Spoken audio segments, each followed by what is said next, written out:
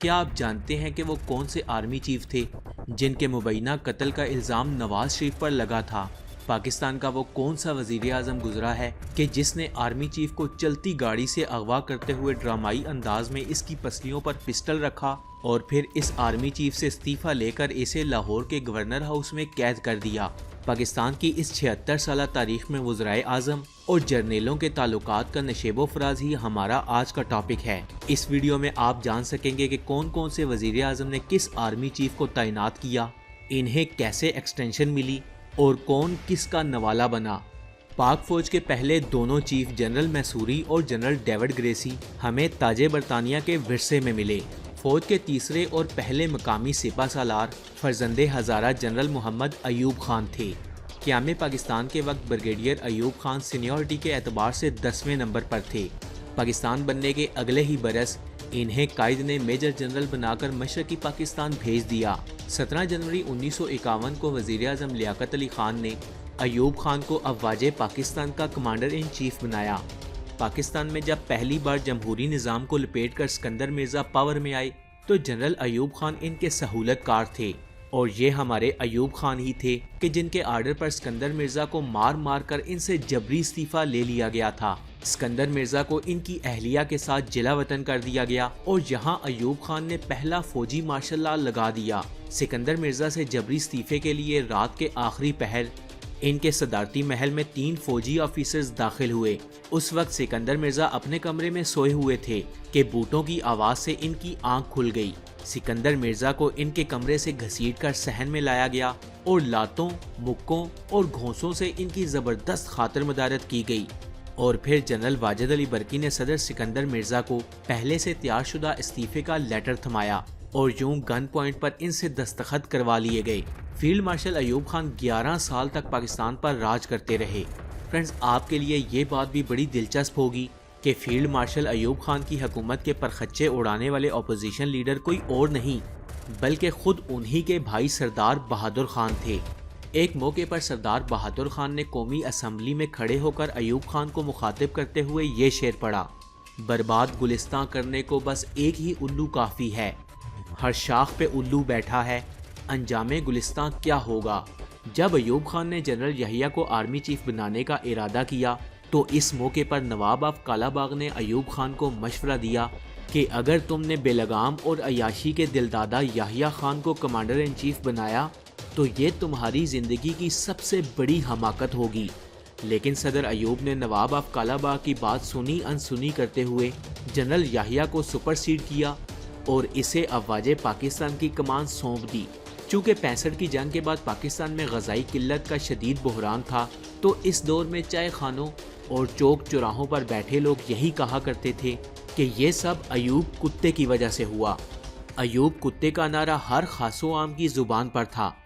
اور یہ بھی شنید ہے کہ ایک روز صدر پاکستان کے گھر کے بچوں نے جب یہی الفاظ دہرائے تو انہوں نے غیرت سے استعفیٰ دے دیا تھا، اور اسی یحییٰ خان کے دور اقتدار میں پاکستان 2 ٹکڑے ہوا۔ سقوط ڈھاکہ کو ابھی 4 ہی دن گزرے تھے کہ یحییٰ خان نے جنرل گل حسن خان کو افواج پاکستان کا نیا کمانڈر ان چیف تعینات کرتے ہوئے اپنے عہدے سے استعفیٰ دے دیا۔ جب ذوالفقار علی بھٹو نے اقتدار کی بھاگ دوڑ سنبھالی تو وہ جنرل ٹکا خان کو آرمی چیف بنانا چاہتے تھے۔ کہا جاتا ہے کہ 30 مارچ 1972 کے روز جنرل گل حسن خان کو بھٹو صاحب نے اغوا کروا لیا اور انہیں گاڑی میں بٹھا کر ان پر پستول تان لیا گیا،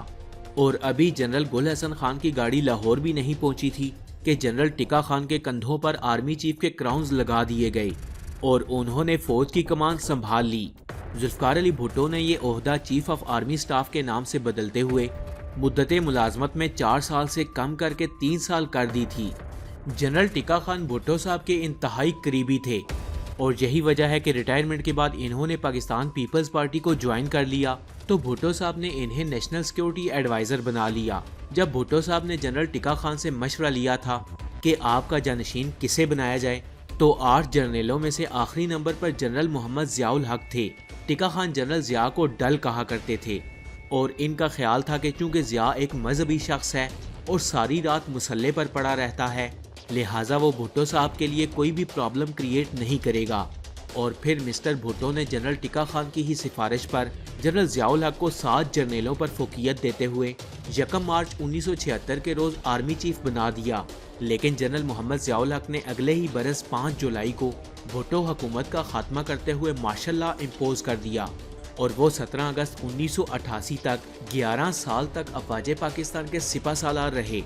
جنرل ضیاء الحق کے طیارے کے حادثے کے بعد قائم مقام صدر پاکستان غلام اسحاق خان نے جنرل مرزا اسلم بیگ کو پاکستان فوج کا سپہ سالار تعینات کر دیا اور وہ 3 سال تک اپنے عہدے پر کام کرتے رہے۔ پہلی مرتبہ وزیر اعظم پاکستان بننے والے نواز شریف نے اپنے ٹینیور میں 2 آرمی چیفز کو تعینات کیا۔ میاں صاحب جنرل آصف نواز جنجوعہ کو اسلم بیگ کے جانشین کے طور پر سامنے لائے۔ ہوا کچھ یوں کہ 8 جنوری 1993 کے روز general Asif Nawaz on duty دل کا دورہ پڑنے سے انتقال کر گئی، تو جنرل صاحب کی بیوہ نے الزام عائد کیا کہ ان کے شوہر کی موت ہارٹ اٹیک کی وجہ سے نہیں ہوئی بلکہ انہیں اس وقت کی حکومت نے زہر دے کر قتل کیا ہے۔ تو جنرل آصف کے بعد سینیورٹی لسٹ میں لیفٹیننٹ جنرل رحیم دین بھٹی، محمد اشرف فاروق خان اور عارف بنگش کے نام آتے تھے، لیکن میاں صاحب نے جنرل عبدالوحید کاکڑ کو جنرل پر ترقی دے کر افواج پاکستان کی کمان سونپ دی۔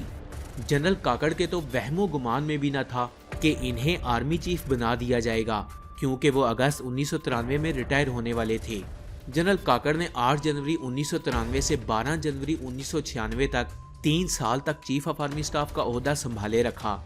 اور اس کے بعد وزیر اعظم بے نظیر بھٹو نے میرٹ اور سینیئرٹی کو ملحوظ خاطر رکھتے ہوئے سینئر ترین جنرل جہانگیر کرامت کو 12 جنوری 1996 کو افواج پاکستان کی کمانڈ سونپ دی۔ 1997 کے جنرل الیکشن میں پیپلز پارٹی بری طرح سے پٹ گئی اور میاں نواز شریف پھر سے وزیر اعظم بن گئی۔ اس دوران نواز شریف اور چیف جسٹس سجاد علی شاہ کی لڑائی ہو گئی، لیکن اس میں جمہوریت پسند آرمی چیف جنرل جہانگیر کرامت بالکل نیوٹرل رہے۔ بعد ازاں جنرل کرامت کے ایک بیان سے میاں صاحب کو سازش کی بو آنے لگی تو نواز شریف نے جنرل جہانگیر کرامت سے استعفیٰ مانگا۔ جمہوری سوچ رکھنے والے جنرل جہانگیر کرامت مارشل لا کے موڈ میں نہیں تھے، لہٰذا وہ چپ چاپ گھر چلے گئے۔ جنرل جہانگیر کرامت کے بعد وزیر اعظم نواز شریف نے منگلا کے کور کمانڈر پرویز مشرف کو پاک آرمی کی کمان سونپ دی اور 12 اکتوبر 1999 کو جب army chief general Pervez Musharraf Sri Lanka کے دورے پر تھے تو میاں نواز شریف نے ان کی جگہ ISI کے سابق جنرل ضیاء الدین بٹ کو آرمی چیف بنا دیا، لیکن یہاں میاں صاحب کو لینے کے دینے پڑ گئے اور میجر جنرل علی جان اورکزئی نے نئے نویلے آرمی چیف جنرل بٹ اور ان کے باس محمد نواز شریف کو گرفتار کر لیا اور اس کے چند گھنٹے بعد معزول army chief general Pervez Musharraf ایک بار پھر سے اپنے عہدے پر بحال ہو گئے اور وزیر اعظم نواز شریف کی حکومت کی برطرفی کے بعد جنرل پرویز مشرف خود چیف ایگزیکٹو پاکستان بن گئے۔ صدر مشرف نے 28 نومبر 2007 کو جنرل اشفاق پرویز کیانی کو افواج پاکستان کی قیادت سونپی اور جولائی 2010 میں وزیر اعظم یوسف رضا گیلانی نے جنرل کیانی کی مدت ملازمت میں 3 سال کی توسیع کر دی، جس کے بعد وہ 29 نومبر 2013 کو اپنے عہدے سے ریٹائر ہو گئے۔ اب تیسری بار وزیر اعظم بننے والے میاں محمد نواز شریف کو جنرل کیانی کا جانشین چننا تھا۔ کئی سینئر فوجی افسران پر ترجیح دیتے ہوئے جنرل راحیل شریف کو افواج پاکستان کا سپہ سالار تعینات کر دیا۔ فرینڈز، یاد رہے کہ سینئرٹی بیسس پر راحیل شریف تیسرے نمبر پر آتے تھے اور اس وقت پاک فوج کے سب سے سینئر ترین officer lieutenant general Haroon Aslam تھے، جبکہ جنرل راشد محمود کا دوسرا نمبر تھا جو چیف آف جنرل سٹاف اور کور کمانڈر لاہور رہ چکے تھے۔ تو جنرل راحیل اگلے 3 برسوں تک پاک فوج کے سربراہ رہے۔ نواز شریف نے جنرل قمر جاوید باجوہ کو چیف آف آرمی سٹاف بنا دیا۔ اس کے بعد پاکستان کے وزیر اعظم عمران خان نے 2019 میں جنرل باجوہ کو ایکسٹینشن دی اور انہوں نے ایک بار پھر سے اپنا 3 سالہ ٹینیور مکمل کیا۔ جنرل باجوہ کے ریٹائر ہونے کے بعد افواج پاکستان کی کمانڈ سید عاصم کے ہاتھوں میں آئی اور وہ آج کے روز تک chief of the army staff ہیں۔